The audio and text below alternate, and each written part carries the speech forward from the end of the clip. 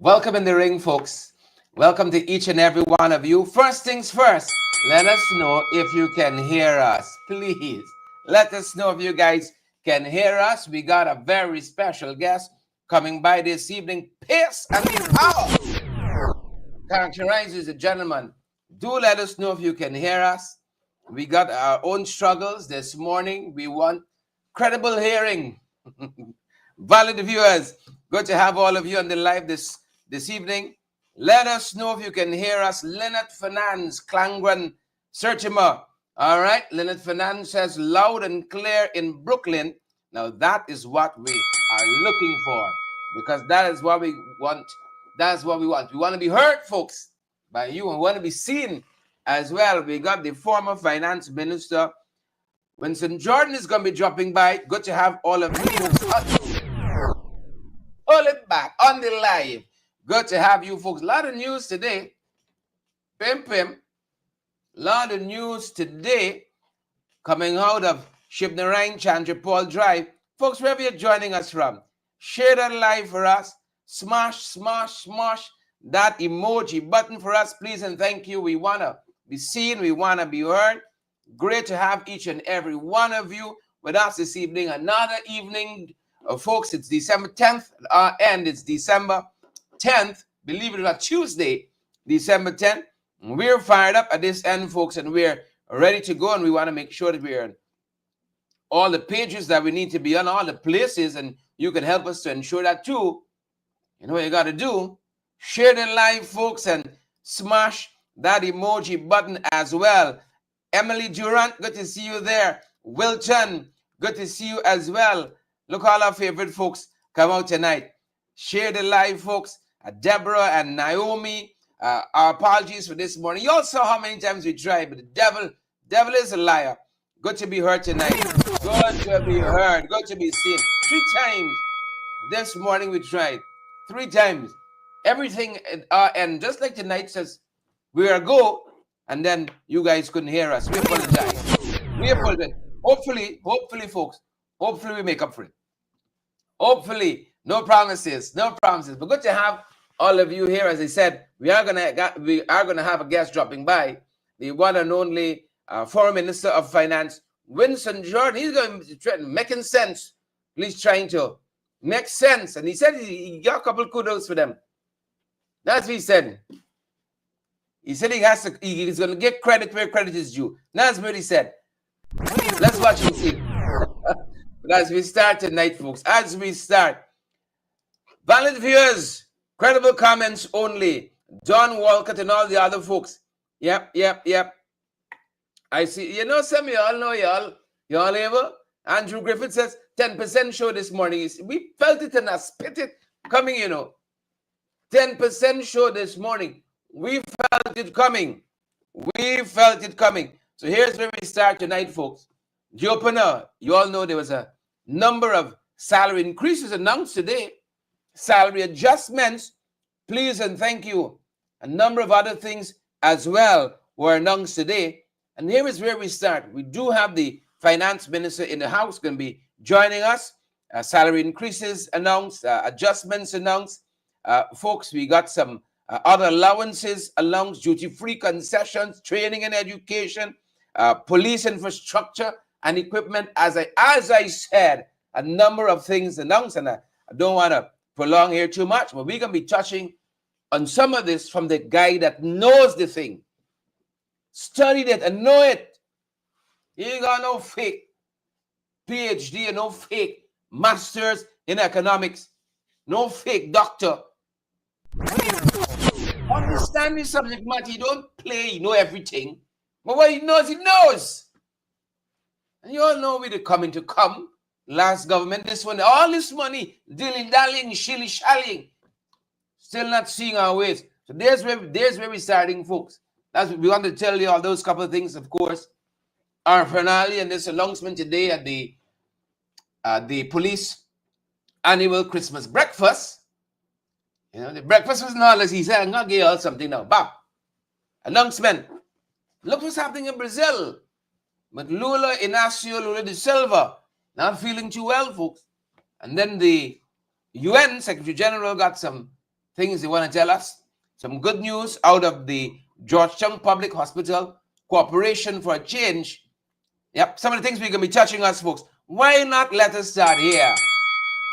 Human Rights Day, believe it or not, International Human Rights Day. Our rights, folks. Don't let the take it from us. Our future. Right now. That's the theme. That's what the UN is telling us. And on this International Human Rights Day, the Secretary General says that we are facing, as a global community, unsettling reality of widespread human rights violations. And we know that millions remain trapped in poverty, hunger, inadequate health care, and education systems compounded by the lingering effects of COVID-19. I think that's called long COVID. Inequalities and conflicts are escalating. International law is being disregarded. Authoritarianism, the autocrats, rise of the autocrats locally. All these things, according to the UN, they're curtailing our civic freedoms, women's rights in particular, increasingly under threat. Yep, you might want to watch some of that. UN got to step up a little bit, you know. UN got to step up. That's what they're telling us. And they've recently adopted this pact for the future, which reaffirms the UN's commitment to the Universal Declaration of Human Rights, urging collective efforts to uphold and protect these rights for everyone. These things got to come off of the paper and become real. See, the average man in this global community that we got, it must become real. We'll settle for nothing less. Next door, thoughts and prayers with the Brazilian president, Lula Inácio Lula da Silva, 79 years old. He has undergone emergency surgery, listen to this, to drain and hemorrhaging, bleeding on his brain. Yeah. An MRI revealed this ailment, and he has undergone this brain surgery. And anything with brain and surgery, touch and go. But of course, these guys, you know, their salary is far above ours. Far above.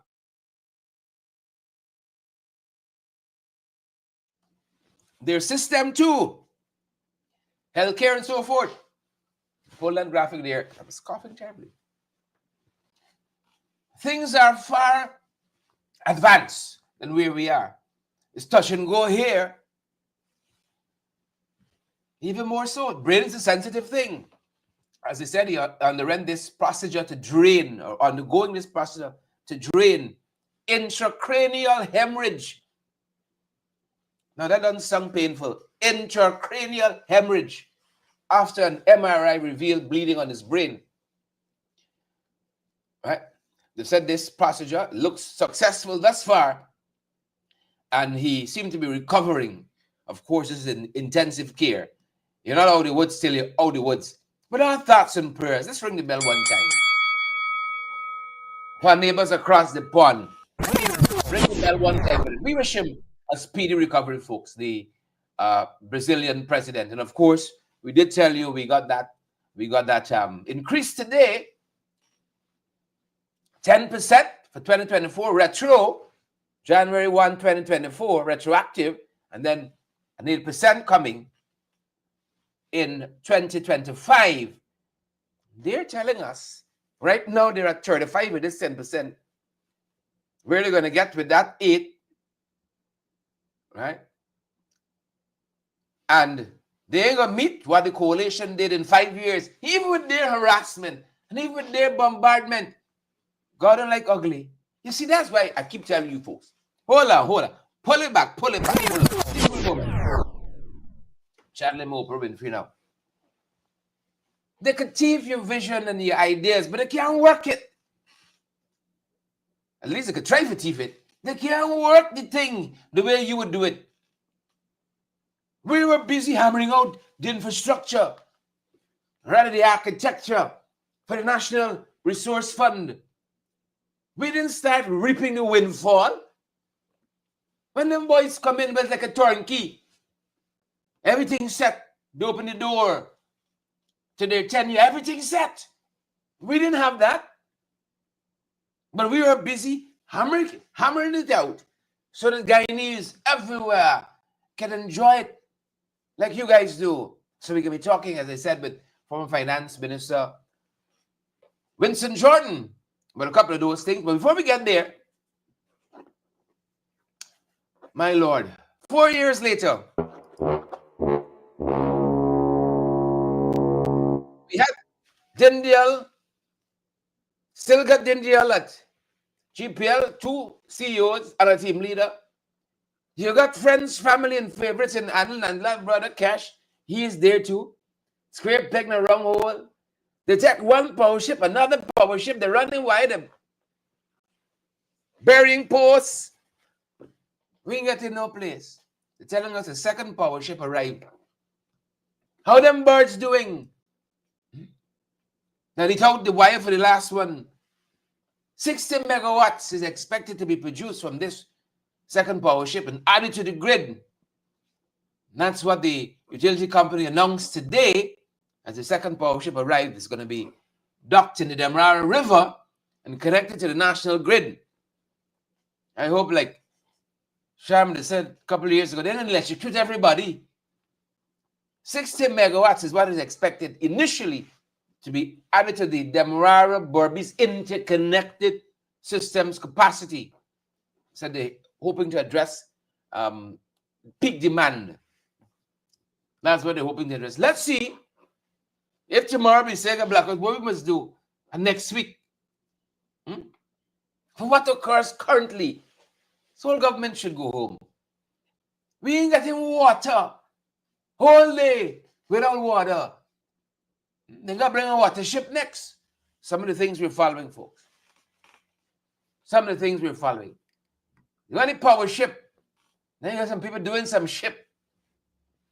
Doing some stuff. Venezuelan man was arrested recently for stealing and crashing a woman's car. Yeah, believe it or not. Y'all notice this thing is like it's an escalation? Took a black Honda Vitzel, a Vizel, Monday night, disappeared. Crashed the lady's car 50 minutes later. Belonging to a 39-year-old housewife from Pearl and the East Bank and valued at $4.7 million. Never an easy day, folks. Never an easy day. Again, just some of the things we're following. Never an easy day. We're watching them, though. We're watching them. And just before we're heading to our discussion with the former finance minister, some good news.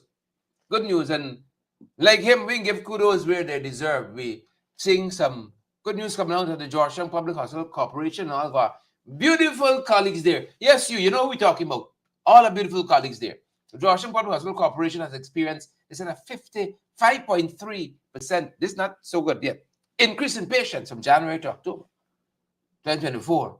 But they're doing a couple good things there. They're attributing this to a rise in growing, listen to this, growing public confidence. Now that they're making everybody sick in this country. Sick of them. Robbie Ramran says, a growing confidence, right, in the system. But more than that, we heard that they did 8 complex brain surgeries quite recently, not Lula Zone, but others. 8 complex brain surgeries, and the folks are recovering quite nicely. And we want to say respect and manners to the people down there, the doctors, the nurses, the staff, the administration who are behind this. When we get a bit of good news, it's so rare and far in between. We are going to celebrate it, folks. Believe it or not, we're going to celebrate it. You don't worry about that. You ain't got a thing to worry about with us. Folks, I'm privileged, as I said, to have with me this evening the one and only former finance minister, Winston Jordan. As I said today, a number of things announced. 10% retro, January 2024, goes back all that way, and then an 8% coming, maybe, who knows? Who knows, folks? Without further ado, former finance minister Winston Jordan, welcome in the ring. Just today, President Irfan Ali announced a raft of measures I think was meant to shore up public servants against what is happening in the wider economy. A 10% increase was announced for 2024, retroactive to January 1, 2024, and an 8% for 2025. Two of the seemingly appealing measures. Any preliminary impressions, sir? Thank you, Sherrod, and always a pleasure to be on your program. The announcement came at a time when we in the entire South and North Rhine Belt were experiencing a couple of days of no water. And we had a short blackout last night and a long one on Sunday. So I didn't pay much of attention. But after you contacted me, I paid a bit more attention. And what I would like to say on the positive side, we have to give them some props because I always think we are negative and obstructionists. So we got to give them some props. On the positive side, I think it is good that the government has been able to conclude an agreement with the GPSU. As you know, they have been in the wilderness ever since the government came to power in 1992. They had some sympathy from Dr. Jagan, but after he died, it was sheer blows for them, literally. And I don't recall them being able to conclude any agreement with a PPP government. In fact, they were forced to accept 5% for most of that period. So I give them kudos for being able to conclude one under this administration after 4 years. And you could know that elections are around the corner. And secondly, I give them props for looking at some of the allowances, because allowances, GPSU, I don't think have been able to get those allowances. Many of those allowances increase for about, I would think, for nearly 3 decades or thereabout. So the fact that they've been able to conclude an agreement on some of the allowances also is a positive where that is concerned.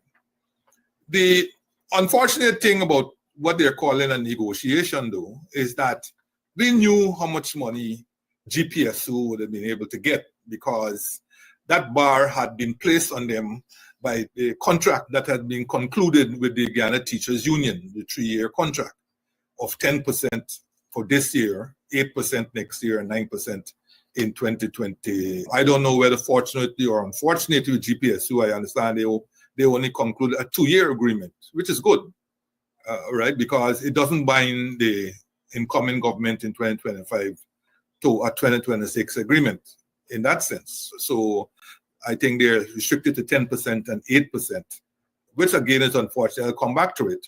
But let me deal quickly with the allowances. As I said, it is good that they are being able to conclude some agreement with the allowances. Some of these, they're not given in percentage terms, they're just given in nominal terms. And so you're not sure the percentage increases. But for example, I see they have here ACCA holders, $15,000 per month they will be getting. Master's degree, $22,000 monthly. And the doctoral degrees toward $2,000 monthly. I'll come back to those. Uniform allowance, the health workers will get an additional $5,000. I believe when we left in 2019, we had increased these allowances and a wide set of allowances in the health sector. In the health sector, costing nearly $1 billion when we left in 2020, but we had done that increase in 2019. And by the way, that the uniform allowance and 10,000 annual increase for public servants. That is a plus, as I said, but the uniform allowance is a taxable allowance. Okay, so let it be known to the public. It's a taxable allowance. Then housing allowance for public servants who are serving in interior areas away from their home, they're going to get a $35,000 monthly allowance for housing allowance. Let your public know also that the housing allowance is also taxable. Okay? So it's not all allowances that are non-taxable. So these first 2 allowances that I've named are taxable, as indeed are the allowances for ACCA, master's degree, and doctoral degree. They're taxable. They are also taxable. The other taxable allowance is the risk allowance, which will get a 50% increase. The non-taxable allowances are the station allowance, which will be $8,000 monthly for public servants, and the motor car and travel allowance, which will see a 104% increase on the existing allowance, and that allowance is also non-taxable. Okay, and of course, there have been some announcement of adjustment also in scales, GS 1 to 6. persons with experience 4 years and above, but less than 8 years, they will be moved to the midpoint of the scale. This is a debunching issue, which is a plus because it's hard to appreciate people who have been there for a while getting the same salary as those who are now coming in.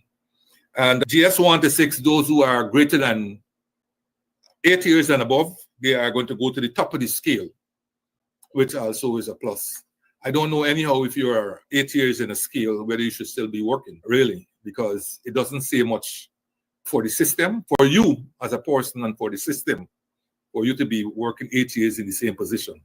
And then GS 7 to 8, scale GS 7 to 8, who have experience of 4 years and above, they'll be to be paid the monthly equivalent of the minimum of the scale to the midpoint of the GS 6 scale. There's an attempt to do debunching, and also there's a plus. I think here's where some of the, on the negative side, really. The force on the negative is that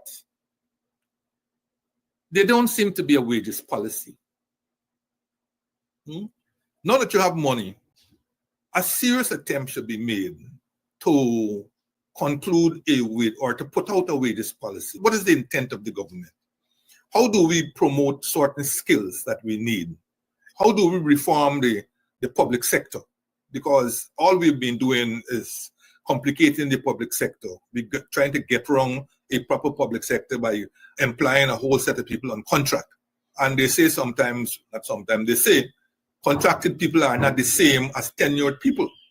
Their whole outlook is more short than long term, and their whole diligence and so on, and their whole, I'm trying to get the word, but it's not coming to me, to the organization, okay, that word is slipping me. To the organization is not there. They see themselves as more baggers than people who with a love for the institution and the love for the work. A public servant, a tenured public servant coming out of the Public Service Commission who expects to work for, on average, I think, minimum 30 years, enjoy a pension when they're finished, and so on. It's different from a person who's put on contract for 3 years, is able to negotiate some kind of salary because they don't accept the regular salary and so on. So the government has to have a position as it relates to getting rid of all of these contracted employees and getting back to a public service that is professional, that is efficient, that is accountable, and that is performance oriented. And for that, you're going to need to restructure organizations themselves. Some of them you may need to restructure them, reorganize them, compress them, widen some, and so on and so forth. You need to examine the skills, right? As to whether, for example, nurses should have the same skills as the rest of the public sector and so on. So just as how you have different skills for teachers and different skills for the disciplines service, you should have different skills for the traditional public service and so on. And it should not be a case where if you're working in traditional public service, you suffer, as opposed to say if you're working in one of the semi-autonomous agencies like the Guyana Revenue Authority and so on. So the whole public sector and wider public sector, the government needs to look at that very carefully.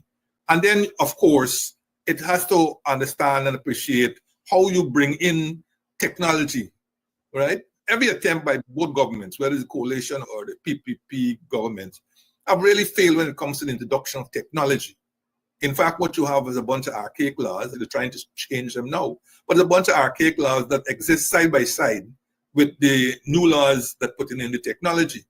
So, for example, to be a typical example, you have a scenario where I believe the Accountant General is required to keep 7 years of vouchers, paper vouchers that have been audited. Now, the Accountant General is fast run out of space because of the frequency and the number of transactions, the rapid increase in transactions and so on. They run out of space. I remember when I was there as Minister of Finance, we were attempting to rent two 40-foot containers and put them on the dam that is opposite the ministry there and packing these vouchers in them. And it probably will get worse by now. Now, can't you change the law, for example, to put these vouchers, the recording of these vouchers online or in a cloud and be able to bring them down if you want them? So you have to be, and then you have computers every time you see a budget, you see hundreds of computers are being bought and so on. Yet still, these computers don't impact the efficiency with which the public service operates. So it's not only about a question of emoluments, it's about a question of using these tools to enhance the efficiency of the public service. So now you come to the other part now of the personnel that you are going to be putting in place there. And I say this is, you have to be able to pay competitive salaries. And at the rate at which you are going with a 10% here, a 8% there, and 9% there, I've run some quick numbers, and I can indicate to you that with this 10% and 8% for next year, the minimum wage in 2025 will be $102,346, right? Which is roughly 43% increase since 2019, a cumulative increase of 43% since 2019. All right, I'll say more on that when I do some more in-depth numbers on my podcast on Thursday morning comes TV. But at $102,346, which is about 500 US thereabouts at the minimum wage. When are you going to? What minimum wage are you really shooting for that will be competitive enough to attract and retain skills in the public sector? $200,000, for example, as a start. What is your aim? 200,000. When are you going to aim to get to that level?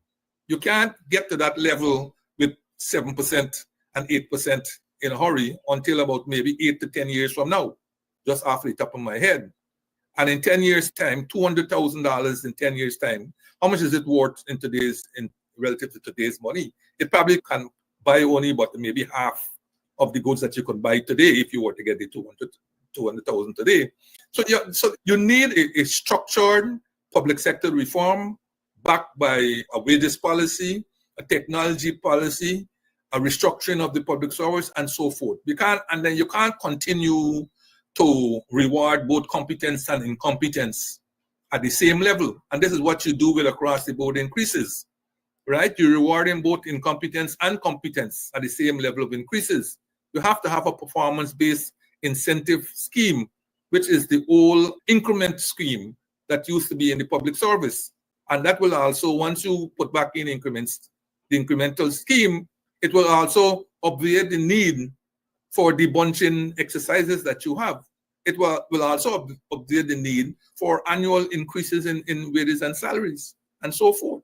The measures, clearly what you are doing now are stopgap measures and short-term measures. I don't know how short they are. Let me give you a typical example. You're giving $15,000 monthly for ACCA holders. What is the intent here? Is it the intent to attract ACCA accountants into the public sector? I believe this might be the case. But do you really believe that you're going to attract ACCA people with an additional $180,000 annually on top of what you might be paying them now? And that $180,000 is taxable? Do you really honestly feel? People may say it's a step in the right direction. Maybe, but what is the intent? Every action that you take must have an ultimate goal. And if the intent here is to attract accountants into the sector, and they're badly needed indeed, relative to the oil sector that you have here, that every time an accountant is trained, they're going over to some part of the oil sector, I don't know that this will make an appreciable dent. Over the General's office, over the Accountant General's office, for example. I don't know right now if there's a single ACCA holder in the Accountant General department. When I was there, we had two. We had one guy was an army officer, and I think either he went back to the army or he retired. And the other was a girl who, as soon as I promoted her to Deputy Accountant General, within 6 months she left and went over to Sarah, and then left Sarah and has gone on since then. But I don't know if they have been able to attract anybody else with an ACA into that critical area, and it's called the Accountant General Department. Over the Auditor General's office, I don't know how many holders of ACA there are. I know for sure the finance minister's wife is a holder of the ACCA, but I don't know how many more they have over there that are holders of ACCA. So as an incentive to attract accountants with ACCA, I don't know whether it will be able. And then you have these other two it seems to be new schemes. Master's degree, 22,000 monthly, and doctoral degrees, 32,000 monthly. Again, as I asked, what is the intent? What is really the intent here? Like I said, if you had this reform that I'm talking about, and then you have the different job descriptions, specifications, and outputs, and means of verifying the outputs, performance indicators, all these kinds of things. It will also indicate the level of the job, the competencies required, and the educational background required. So if a job requires a master's degree, then you will try to attract somebody with a master's degree. But how do you just decide that you are going to award master's degrees holders with $22,000 monthly with no indication as to what is your ultimate objective? You have all kinds of different things going on right now with people getting masters, PhDs, MBAs, all these kinds of degrees, gold program, this program, that program, this online program. You are suggesting to me that you are just going to employ people with masters and doctoral degrees purely because they went and do it. What is the impact on the performance of the public sector? That is what you're not seeing here. And then what are the critical masters and PhD you do require? In which critical areas? In every single area? What about if I were to get a master's in theology, just for argument's sake, but I'm working in the Accountant General's department? Are you going to pay me $22,000 per month because I just happen to have a master's degree? So you see, a number of these things, again, as I said, are not properly thought out. This is different from, say, the teaching profession, where when you ask somebody to go and do a master's, you're telling them where to go and do the master's, whether it's in mathematics, education, psychology, whatnot. And then you put those skills into the different areas in the education sector. But it's slightly different in the public sector. You're just going to say you're going to reward everybody who get a master's degree and a PhD degree. I'm not knocking people who want to go on and do their masters and so on. What I'm saying is that you can't just announce a policy which says everybody who has a master's degree will be paid $22,000, because you have to be wary that you might be paying people for underperforming. You might be paying people who are underemployed, for example. If I were a clerk and I went on and do my master's degree, are you going to pay me if I still retain the clerical position and there's no other position at the moment to put me in? You're still going to pay me $22,000. So these are issues which I think have not really been fully thought out. They're perhaps trending in the direction where you're hoping to reward education, qualification, and so on. But I think these are modern times, and we should adopt where modern times suggest how we do things with modern techniques and so on. I remember studying in England in 1983, 84, and I followed a friend of mine to Reading. He was going there for an interview. And when he was interviewed, he said to me, didn't ask me the fact that I was doing a master's degree. He told me, and he said, if the job requires a bachelor's degree with experience and so on, that's fine. You're going with a master's degree, that's also fine. He said, but they're not going to pay me because I happen to have a master's degree. The job requires a minimum bachelor's with so much years experience and so on. And this is how much money they will pay for it. And so it's not only just about rewarding you because you happen to have gone and got an advanced degree. It's whether the job itself calls for that advanced degree and whether you will be able to use whatever you have learned in that job to really enhance the performance of the ministry or the department or region or wherever you are. And then I would love to see a scenario where you really and truly help out the regions. You really have to do something about housing, hinterland allowance. There's an attempt to lift the standard of education by building a number of these schools and the health and so on. But they will continue to suffer because of the paucity of skills. And if you want the people to gravitate to those regions and so on, you have to really make it so a little 10,000 increase here and a 5,000 increase there, it wouldn't cut it at all to get those people to go into that sector. So those will be some of the preliminary points I would raise. As I said, we also have to move away from Mr. Across the board increase. As I said, it rewards both the laggard, the sluggard, the incompetent, the top performer, and everybody. And then it widens the wealth gap or the poverty gap, or whichever gap you want. Can you imagine giving a 10% increase to minimum wage worker? The worker gets now an increase of $8,000 let me see, how much is it at the moment? 86,150. So that person get $8,615 per month. Adjusted for taxes to take off. Well, no, I think they won't get taxed, right? I think the allowance is 100,000 at the moment. So they take home $8,615 extra a month. Compare that same 10%, say, with the president's salary, for example. The president gets a tax-free salary in the region of about $2.9 million a month. So that means he's getting $290,000 additional tax-free dollars as a result of this 10% increase. So that man at the minimum wage, $8,615 for a whole year, he gets roughly $100,000 increase, right? And the president's increase is almost 3 times his entire year's increase. That's the magnitude of and then it's more because the president's salary is tax-free.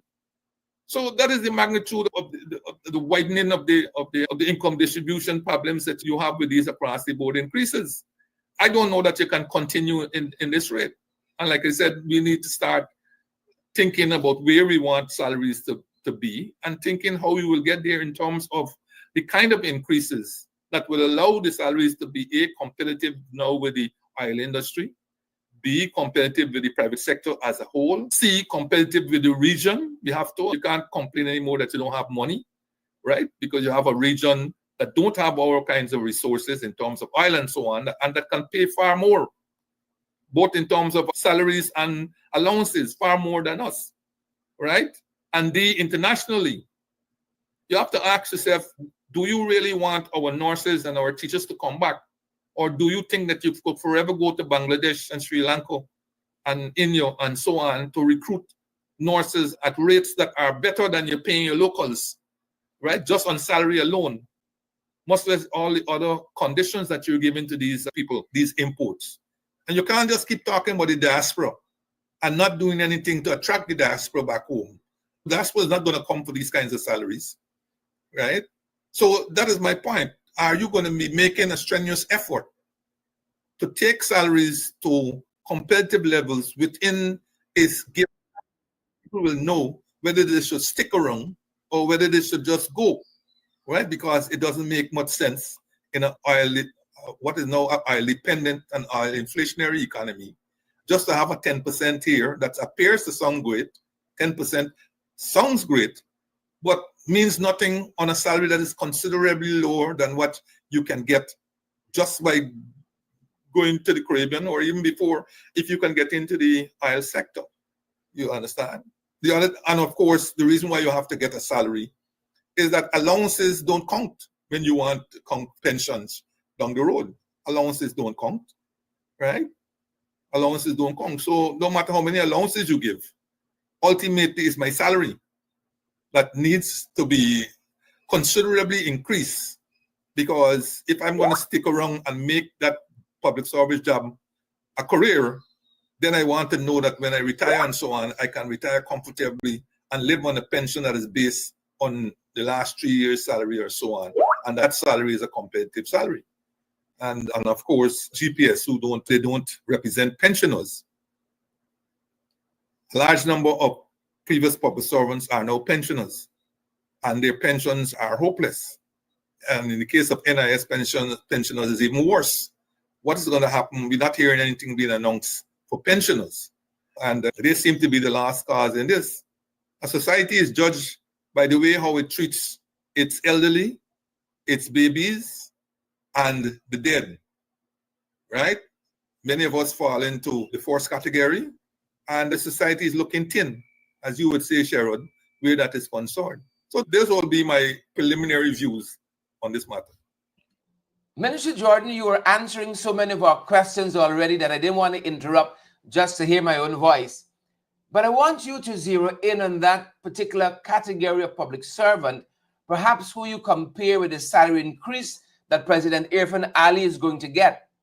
Zoom in for us in real terms in this economy, because I was listening to you quite recently. You talked about the injection of huge sums of money into the economy, the overheating of the economy, the inflation in the economy. And I want you to perhaps look at a scale that most public servants are going to find themselves in and the increase that that category of public servants might get. And then in real terms, what an increase at that scale, what it might mean in the current economy based on the high cost of living that we're seeing. You're already there in some of what you've already articulated in your expert analysis, but explicate a little more in real terms what that kind of increase to the average public servant is going to mean in this economy. We heard President Ali, for instance, he was very loud in saying that what this cumulative increase they're offering now is going to be 35% increase over 4 years for the average Guyanese. Yep. Sir, for the average Guyanese who do not know how this is going to impact them on a day-to-day basis. Unpack it for us. Thank you.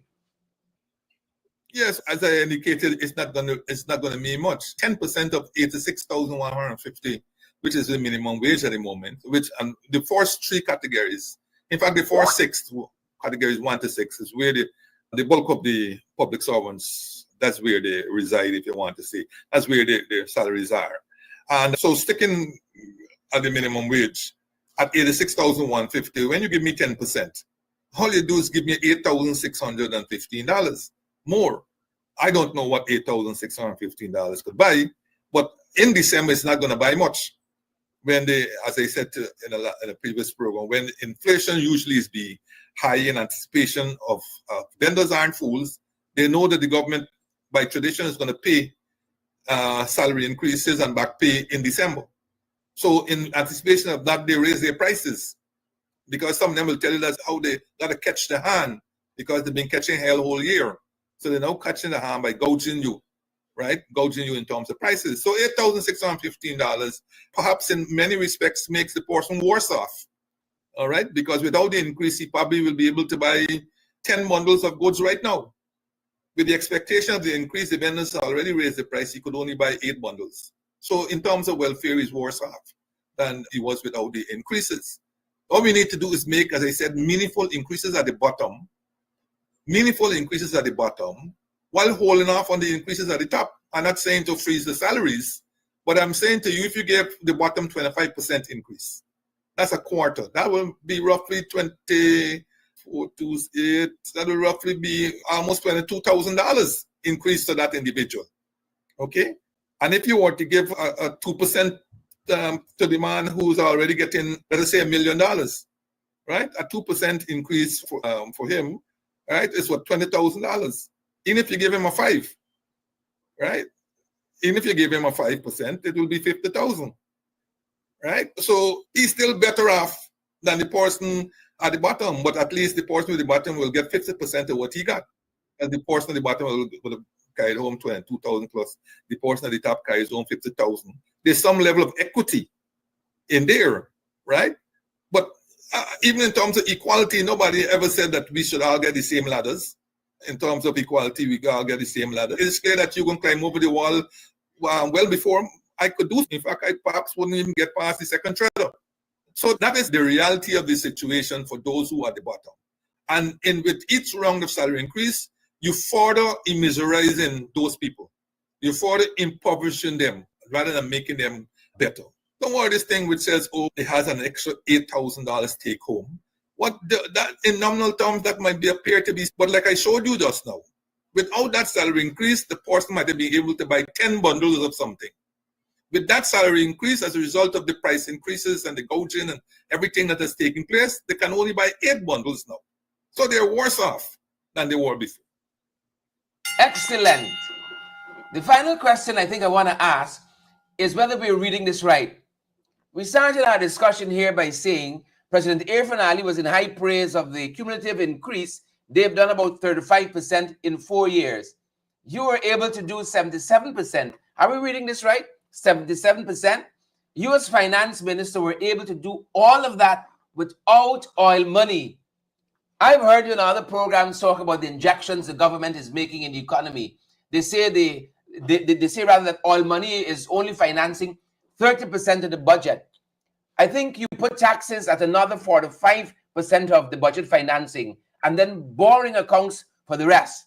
So even though they're doing that massive borrowing, much to your chagrin, massive borrowing, because that means future generations yet unborn will have to pay back all that money. So you aren't in favor of that. Still, we don't see the People's Progressive Party being able to surpass the coalition figure of 77% cumulative raise in wages and salaries. Talk to us about that, sir. Yes, because you see, Cheryl, we had a whole vision and a whole goal in mind. And of course, we were people-centered and people-oriented. That wasn't talk. That was actual reality. We recognized that the people, particularly public servants, had gone through tremendous stress during the structural adjustment years, as a result of which their incomes were decimated. Public servants, those on fixed incomes, the incomes were decimated, okay? When you see today, for example, a general manager getting minimum pension, because whereas he should have been getting a comfortable pension to make him arrive, he's now at minimum. Public permanent secretaries who retired back in the 90s and so on getting minimum pension and so on. This is ridiculous. That's because their salaries were decimated, okay, as a result of the structural adjustment program. So we acknowledge that there's what is called a wage debt, that the unions like to call a wage debt. And we acknowledge that to repay that debt, in other words, then to bring salaries to a level consistent with cost of living and so on, that we will have to rapidly increase those salaries, of course, in a sustainable manner, until they reach a level where people, as you could say, are comfortable, just say in Barbados or in Trinidad or in UK, right? That is what I was talking about earlier when I said the government has to target a level at which salaries will be as comfortable as they are, and you won't have any more need to talk about annual increases in salary, but you will talk more about increments in the salary.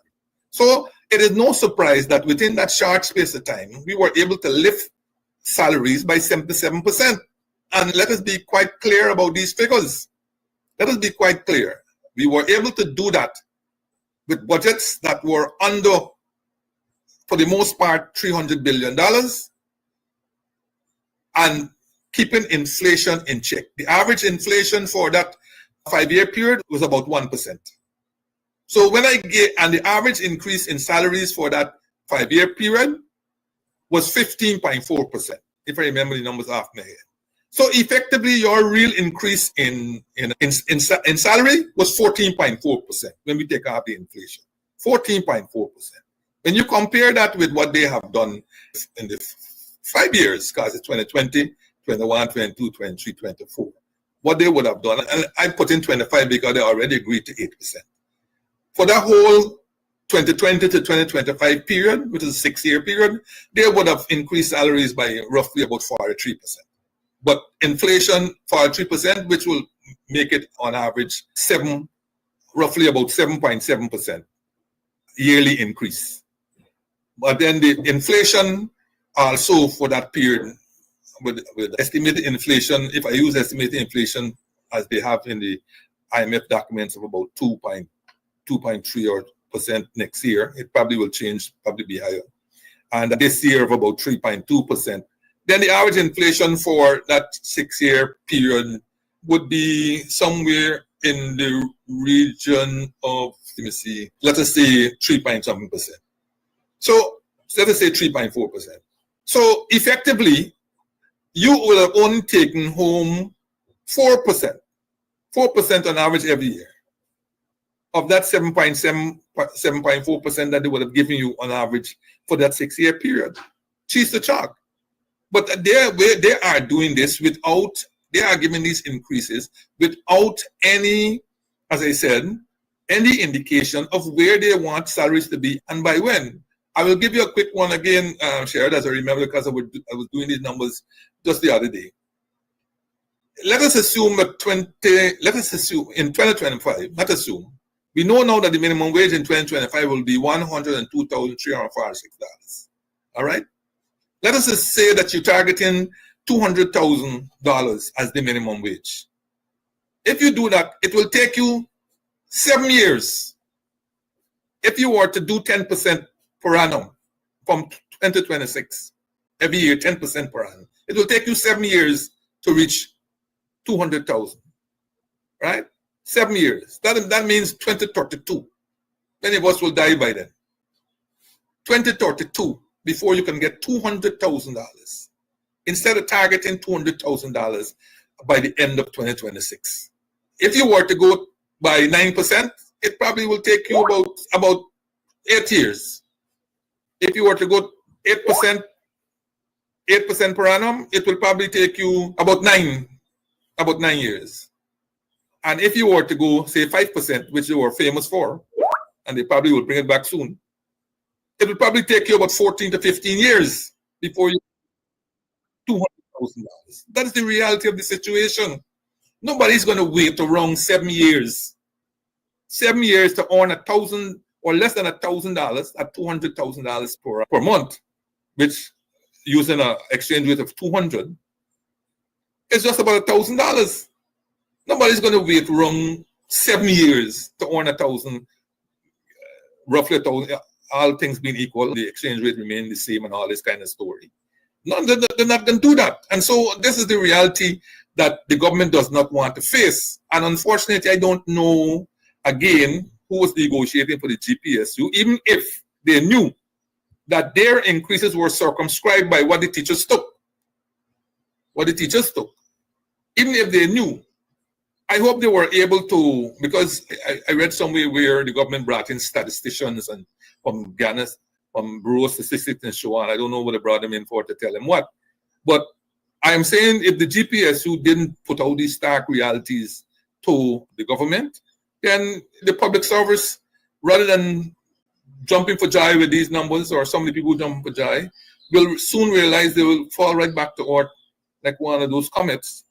Because the reality of the situation is that these numbers in an economy that's overheating, where inflation is eating the life out of you, you'll soon realize that these things have not made them any better off.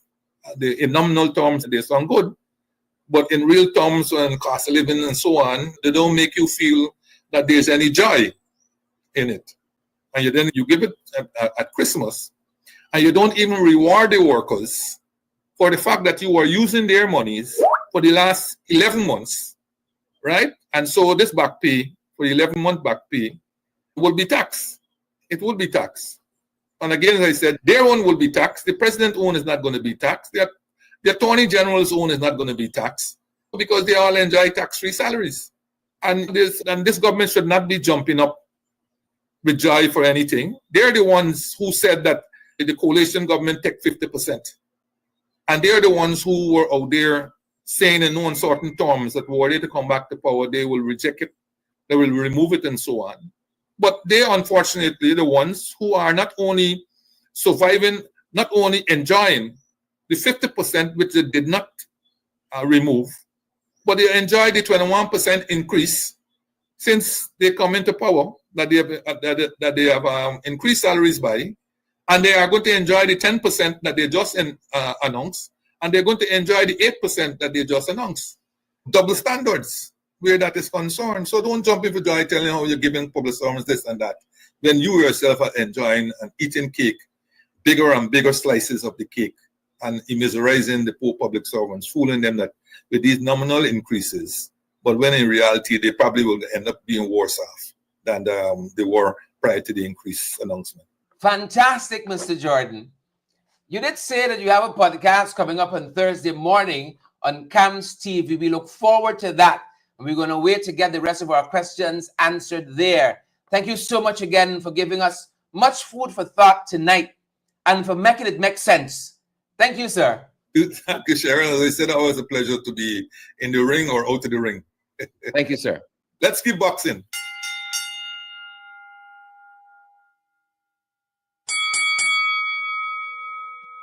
All right, folks, there you have it, the man himself this evening with us. Thank you so much, former Finance Minister Winston Jordan. Folks, if you found any value in our broadcast this evening, share the broadcast. We want as many Guyanese at home and abroad hear sound economic information. Please and thank you. Smash that emoji button as well. We got over 3,000 of you, 1,000 plus on Facebook, 2,000 plus watching us on the tube, folks, watching us on YouTube. Don't go out here looking tin.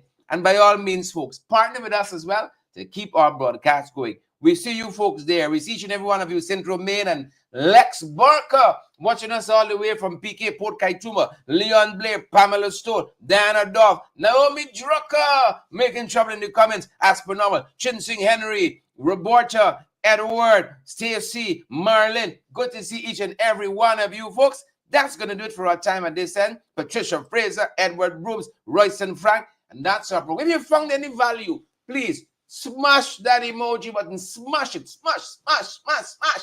Please and thank you, folks, and share the damn live. That's our time. Yvette Moore. Rhonda Lane on the live tonight. Rhonda, how you doing there? That's our time, folks, and that's our broadcast. Thanks again to our former Finance Minister, Winston Jordan, for sharing this time with us, explicating, make it make sense to me. Thank you so much, folks. Have a great evening. That's our time, and that's our broadcast. See you guys.